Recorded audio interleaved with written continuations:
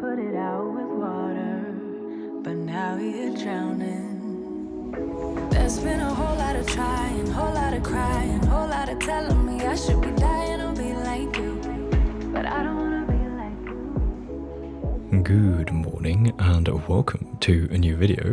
Today I'm taking you with me on a sunny morning. Yeah, that's right, the sun came out here in Vienna to continue shooting that roll of FujiPro 400H, which I started in the video 2 weeks ago when I shot half the roll at home. So, as if the weather gods had heard my cry, they decided to open up the wall of cloud for a couple days, and so I was excited to go out and shoot. There was just one issue: it was freezing cold. I mean it, so cold that shooting barehandedly was impossible for me, therefore I had to wear my thick gloves. So I'd walked some distance from the train station without getting the camera out until I found my first composition, simply to avoid the need of taking off my gloves. But here I found a sweet house that had a door that I liked, and so I decided to finally get the Pentax out of my bag.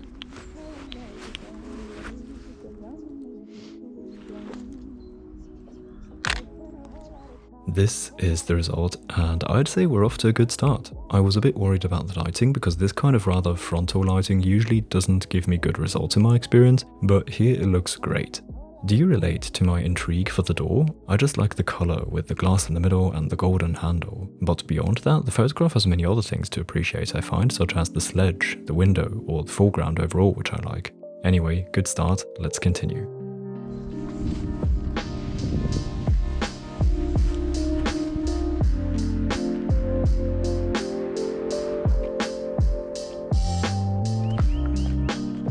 A side effect of the freezing temperature was that I was quite hesitant to shoot, seeing as I'd have to expose my hands to the cold, and you must know my hands are terribly sensitive to the cold. But as I came here and spotted another door that I liked, I decided to get another shot.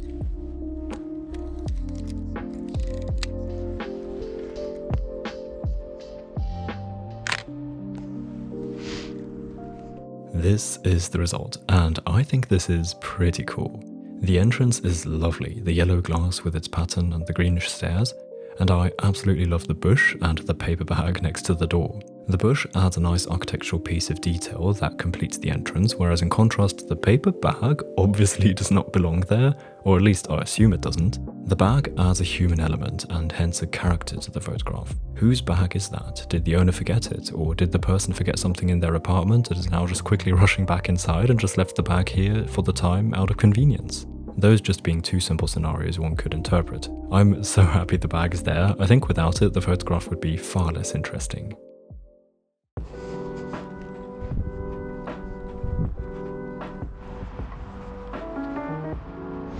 Then I had continued my walk for a couple minutes without shooting anything, but then here my attention was caught by the shapes of the house here and how the pieces of the building come together. Here's the shot. On top of what I already described, what amused me here were the two trees behind the house that I could frame in the background to complete the composition. I think in that regard, the photograph worked out quite nicely. However, I'm not so happy with the lighting because there's a bit too much shade on the walls that are actually the subject but don't really get supported by the light. But all in all, it's a decent shot, I think.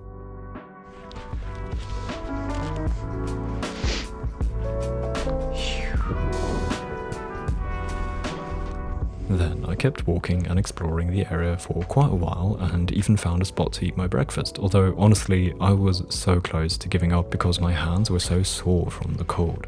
I only managed to eat half of my breakfast because it was just too cold to not be moving, and so I continued to walk but wasn't really feeling good or motivated to shoot in the slightest due to the pain in my fingers. But I just kept walking to stay in movement, and slowly my hands seemed to come back to life. And so I regained my focus to look for some compositions and then spotted something here at this entrance gate.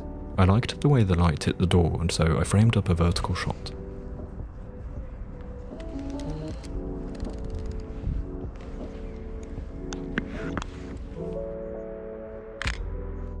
Here is the result, and I think it's alright. It's a similar type shot as the ones I've gotten so far. It seems to frame something unremarkable to find the remarkable in it. But I must say I found the previous ones more interesting. I like the lighting, and a small detail I enjoy are the towels in front of the door, but apart from that, the photograph doesn't really intrigue me.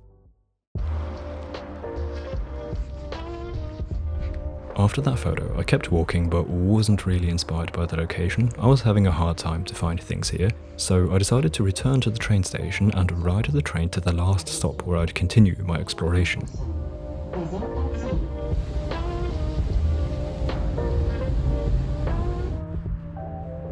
I walked quite a bit from the station until I finally found something that seemed interesting to shoot, and then the GoPro died. It was not having this cold weather and decided to leave me here, and so I got a couple shots in this area and on my way back to the train station without any behind the scenes footage. So beginning with this small house, I liked the area that had a lot of these small houses and gardens. It was a cute place, however I was not enjoying the angle, so I ended up only getting this shot here. Later, I came across a building that had some interesting glass again and some beautiful lighting. I like this one actually. This time I do see many interesting details, at least things that I find somehow intriguing. In this particular case, I love that small lamp in the style of a street lamp. The wall made of various materials is cool.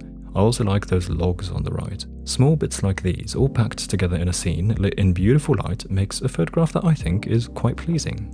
Right next to that building, I spotted another window. I don't know what it is with these windows, but I'm noticing myself at the moment that I seem to enjoy photographing them. What I really like here is how the bare, leafless bushes cover the window in part and throw a couple shadows on the wall. A little later, I found a building, or its front area I should say, with this wonderful twisted tree that was backlit and threw a cool shadow on the ground. I like the result, although I'm thinking I should have maybe framed this just a bit wider so that you see the right side a little more to reduce the randomness of those tires. I mean, they were random, but they are in frame so little that they seem more like a distraction than an intentional part of the composition. I did want them in frame though, as part of the context of this place that I had found. Anyway, from there I headed home, but my trigger finger wasn't fully satisfied yet, and so with this beautiful light still remaining, and also some flowers left from that shoot a week ago, I decided to continue shooting at home. At first, I simply framed the flowers in this corner where the sunlight came in. This is the result, and I love it. The soft look paired with the lighting and the flowers works splendidly in my opinion. The only thing I'm not so happy with is that the frame is still too empty. The windowsill could need some more stuff. Next, I kept the subjects, I just changed their position a little and the framing. This time I went much closer to concentrate on the small flowers that I had placed inside this glass that used to be a jar of jam. Here's the result, and again, I love it, but it's just a tad too empty for my taste. But the flowers in the jar are so cute and definitely worth shooting, and I find that the flowers in the background add nicely to a pleasing backdrop. Then I moved the items into a different corner where I could change things up a little with an additional prop, but it didn't really make much of a difference. I do really enjoy the shadows though on the wall, with the light coming through but being distorted by the water. So at that time, I was slowly getting that feeling that I was missing objects, and so I added a little something to switch things up a bit more, but I think it still didn't do it. At the time, I was seeing progress though, so I still got the shot, and it's just now, looking back, that I can see that it still wasn't enough. And so, as if I had already felt that I wouldn't be happy in the end, I decided to add a lot more stuff and really fill that windowsill.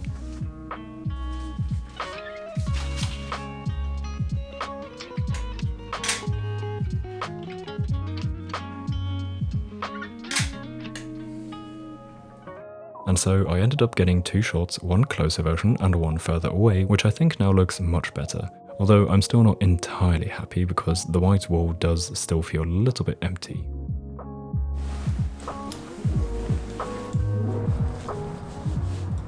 Then I decided to sort of head outside again, but not like before, just on the terrace, where a thin layer of snow was decorating the tiles, which I thought could be a fantastic backdrop for the flowers. And so I played around with a couple arrangements and ended up getting two variations.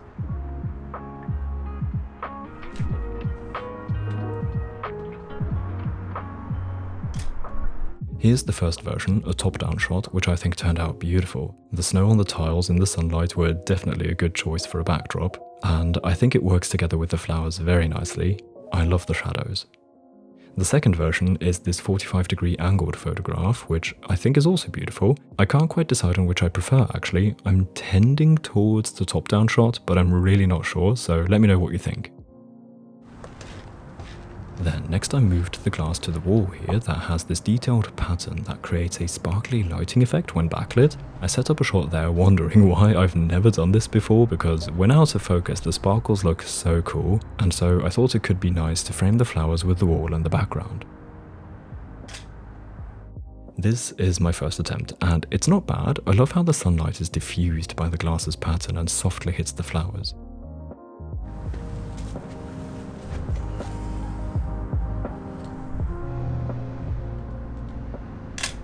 Then I tried a similar shot from a different angle and got this here, which also works, but I think the previous one was better in terms of lighting because this composition really just shows the dark side of the flowers, which doesn't look as good as the previous shot where you could see the way the light falls off into the shadows. On the other hand, I find that the backdrop actually looks more pleasing in this version.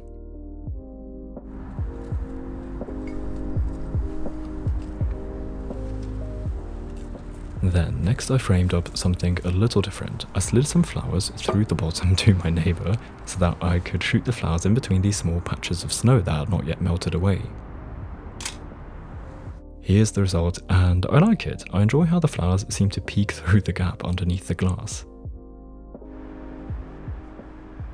Then I wanted to try one more thing with the sparkly background. I stood in a 90-degree angle to it to get the best look and then simply held up that small jar with the flowers inside it in front of the lens and had the focus set so close that everything was blurry.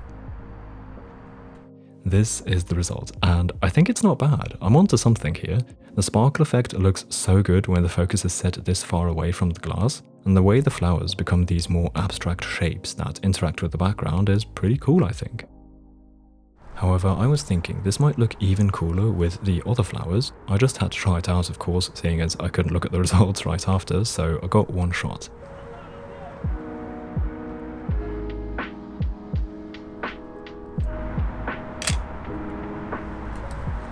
This is the result, and I love it. The sparkles look the best in this picture, I find, and the idea of using these flowers is working much better in my opinion because the flowers are not just one spot in the frame that is a point of focus in a blurry photograph. Instead, it's as if the position of the flowers itself is also blurry and resulting in a non-fixed position. The flowers just spread across the frame somewhat naturally, leaving enough space in the middle to allow us to enjoy the sparkly lights as well. I think this might be my favourite of the whole morning. I guess I was lucky in a way because that was the last shot on the roll, so I'm happy that this first attempt at the second version of this idea worked out so well. Anyway, I'm glad I continued to shoot at home after exploring the edge of town but not finding as much as I had hoped to. That's part of photography, of course. Sometimes there's just not that much that you deem to be worthy of a shot. But luckily, these flowers at home were a fun prop that helped me a lot to find some new inspiration. In the same vein, I hope that this video could inspire you to find some interesting things to photograph, even when at first there might not seem to be much.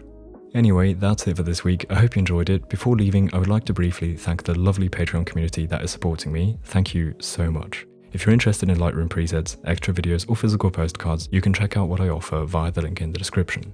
With that said, I look forward to seeing you again soon. Until then, goodbye.